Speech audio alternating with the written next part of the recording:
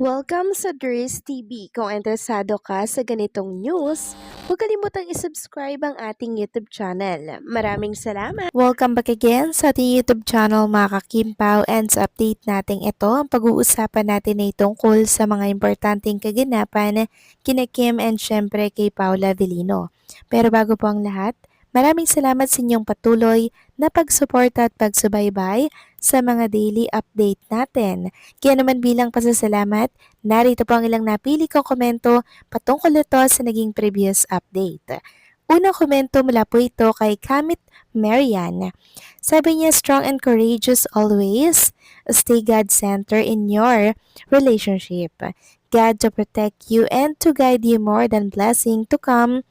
Good health. God bless your next project together again. So maraming salamat sa komento, Ginang Kamit Marian. Yes, tama po kayo dyan. Ito po lagi ang dapat isipin ni Kim and Paolo Avellino. Ang isentro ang Panginoon sa kanilang relationship. Dahil sa oras na Diyos po ang nasa center ng ating relationship, parang ang gaan po ng lahat, 'di ba? Tapos ginaguide niya po yung relationship ninyo, pinoprotektahan po yung relationship, 'di ba? So sana ito po yung i-priority ni Kim and Paolo Avellino, ang mapalapit sa Diyos na lumikha. Tungkol naman po sa blessings ni Kim and Paolo Avellino, lagi naman po silang pinagpapala dahil alam po ng Diyos mga kakimpaw na very generous din po si Kim. Ganon din si Paulo, na kung saan pinipili niya na lamang mga kakimpaw na isikreto po ang pagtulong niya. Si Kim Chiu naman mga kakimpaw, ganun din po, pero madalas lang talaga na marami pong nakakaunang kumuha ng picture kaya kumakalat sa mundo po ng social media. So ganito po yung mga taong busilak talaga na tumutulong sa likod ng camera. Kaya kudos kay Kim and kay Paolo. Sana pagpalain pa sila ng sobra-sobra. Maraming salamat sa inyong komento. God bless po at mabuhay kayo. At ang next comment naman, mula po kay Ma'am Magdalene Andico. Sabi niya, alam mo Dur, sa lahat na nagbablog tungkol sa Kim Pao, kayo ni Gandara ang legit na vlogger tungkol sa aming idol na Kim Pao. At pati si Chika Patrol na bumabati ka sa'yo.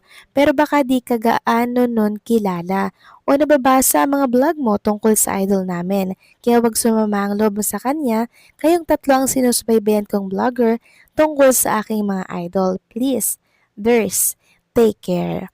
Naku, maraming salamat po sa payo and sa komento, Ginang Magdalene Andico. Tungkol naman po kay Chika Patrol, mga kakimpaw, napanood ko po kasi yung kanyang video, yung kanyang naging live, and ayun nga po, binatikos ako. Hindi naman po sumama yung loob ko. I mean, sana bago siya manghusga mga kakimpaw, alamin niya kung saan po ako nagmumula, 'di ba? Parang hindi naman siya vlogger para pagbasehan po yung mga caption, yung nasa thumbnail, 'di ba? Doon po kasi siya nagbabase mga kakimpaw, hindi po sa mismong nilalaman ng mismong update natin na kung saan madalas tinatama natin yung mga balita po na nakukuha natin sa mundo ng social media. And please lang po sa mga Kimpo fans na hindi po naniniwala sa vlog natin, lagi po nagko-comment ng fake news, wag na lang po kayong manood. Pero yung mga naniniwala at patuloy na nagtitiwala sa mga vlog natin, maraming salamat po sa inyong pagsuporta. At sa mga hindi po at patuloy na nagko-comment na fake news, yung mga content natin, wag na po kayong manood dito. Doon na lamang po kayo manood sa mga favorite ninyong vlogger na pinupuri po ninyo, nang sa ganon, wala po kayong masabi. At sa mga nakaka-appreciate ng ating update, maraming salamat sa inyo mga kakimpaw. And also, maraming salamat po sa pangunawa, Ginang Magdalene Andico, kasi kilala niyo po ako at kilala niyo po ako mag-update. God bless po at mabuhay kayo. So ito na nga pag-usapan na natin mga kakimpaw, mga topic po na nakalap natin sa araw na to ng Martes, at unahin nating pag-usapan ng tungkol nga dito sa nakita ko pong post mula po kay Eugene David. So binigyan po kasi siya ng regalo ni Chinita Princess. Sabi niya, productive day, thank you so much Chinita Princess. Nakatagpo dyan si Kim Chiu. Sobrang generous niya. So syempre nakita ko po yung paper bag na Eto mga kakimpaw, and napag-alaman natin na ito palang Diptyque Paris is a luxury perfume. Grabe naman yan mga kakimpaw. Sobrang mahal po niyan mga kakimpaw. So nagre-range po yung price niya ng $160 to $200. So nasa 10 to 12,000. Grabe mga kakimpaw, no?